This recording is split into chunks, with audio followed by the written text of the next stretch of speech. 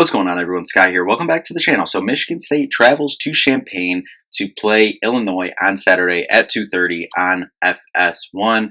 Coming off of a bye week, both of these teams are. Illinois is 6-3, 3-3 in the Big Ten. However, they are coming off back-to-back losses at Oregon and at home versus Minnesota. So both teams coming off a bye, both teams coming off 2 losses. So similar stories coming in. However, Illinois is bowl eligible. Michigan State still needs 2 wins to get bowl eligible. So we're going to go over some keys to this game, what to expect from Illinois, what we want Michigan State to get back to, and then of course our Week 12 college football bets. Before we do jump in though, if you could just hit that like and subscribe button down there. More Michigan State football content as we close out this season.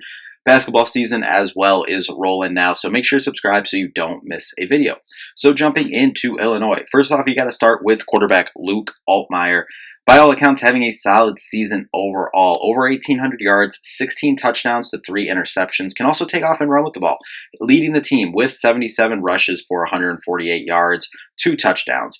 Junior running back Josh McCray has the second most carries on the team behind Altmaier. 71 carries, 330 yards, 4 touchdowns. Sophomore Caden Began also has 67 carries for 306 yards and 3 touchdowns. They keep a solid rotation of guys on the ground, over 5 players with over 30 carries this season. The receiving corps is really a two-headed monster, with Pat Bryant going for 39 catches, 582 yards, and 7 touchdowns. The other guy of that two-headed monster is Zachary Franklin with 41 catches for 515 yards and 2 touchdowns.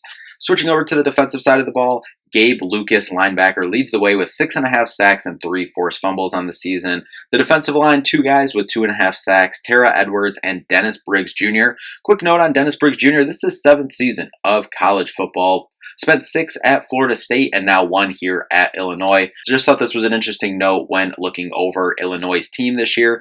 Xavier Scott leads the way in the secondary with 3 interceptions, as well as Miles Scott and Torrey Cox Jr. with 2 interceptions on the year. As a team, 43% on 3rd down, 43% on 4th down as well.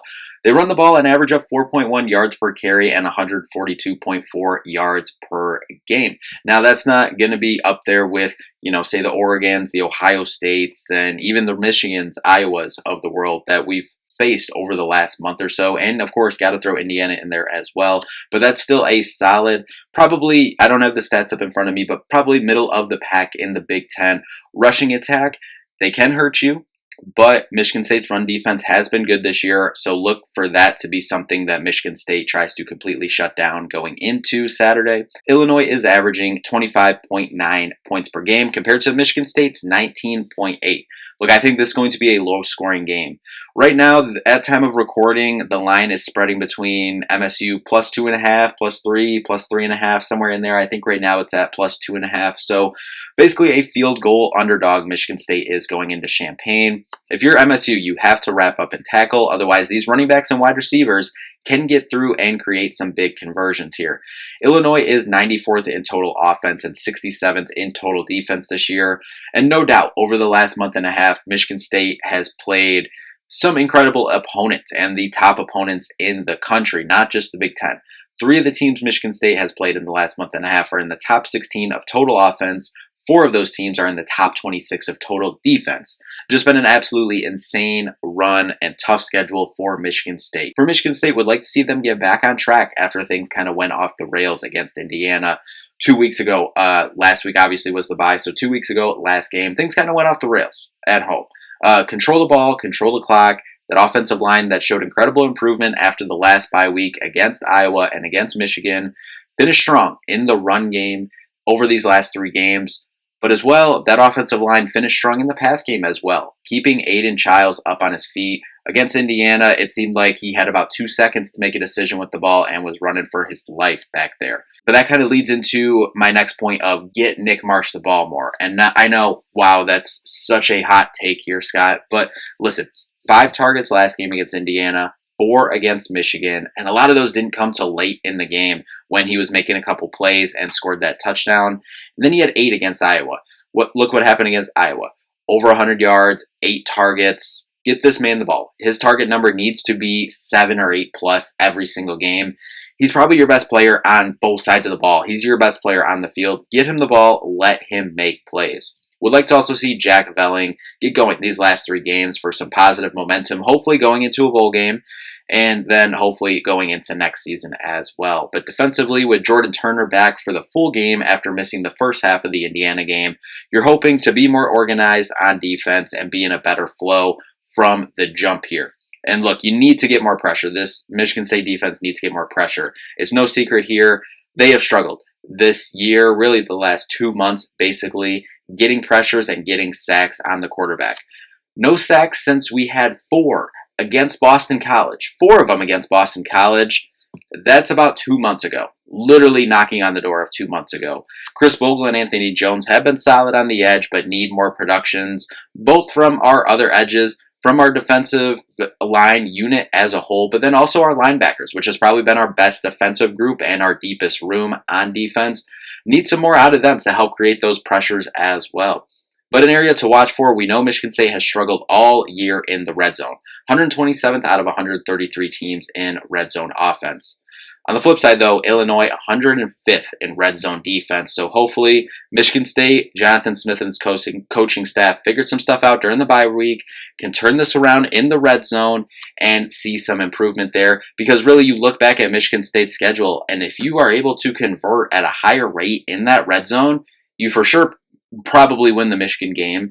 Then looking back, I know there was some turnovers, but you probably put that Boston College game away too. So you're sitting at 2 more wins, take 2 losses off there. You're sitting at 6-3 right now, and your 3 losses being Oregon, Ohio State, and Indiana, all teams in the college football playoff discussion in the top 5-7 in the country.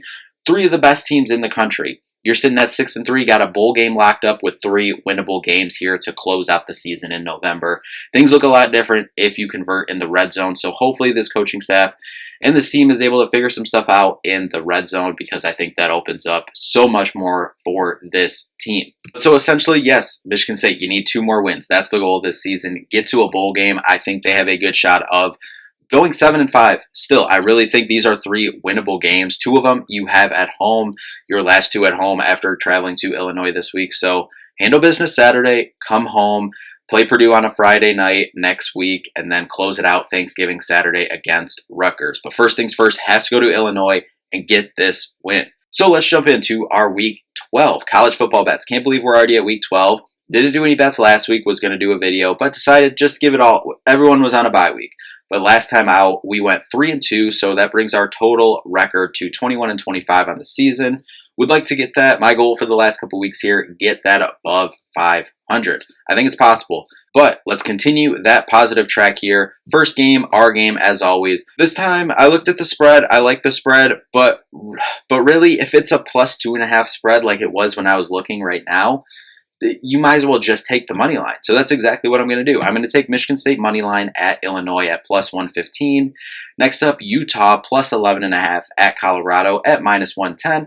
LSU -3.5 at Florida -115. Tennessee +10.5 at Georgia -108. And lastly, Oregon -13.5 at Wisconsin for -110. I don't know how that spread is only 13.5, but I will gladly take that. That brings your total to +2,721. $5 wins you $136.07. So anyway, obviously big game Saturday. I think Michigan State has an opportunity to win this game. Obviously, Illinois had been ranked in the top 25 for a couple weeks here this year, but I think this is a team that Michigan State can go in there, and if they execute and do the things that we've seen them be able to do this season against Iowa, for the most part against Michigan, if you convert in the red zone, I think this is a game that Michigan State can go in there and win. So let's hope they do. Hopefully it's a happy recap video later this weekend or Monday morning. But anyway, that'll do it for this one. Thank you all so much for watching. We'll see you in the next one. Peace out.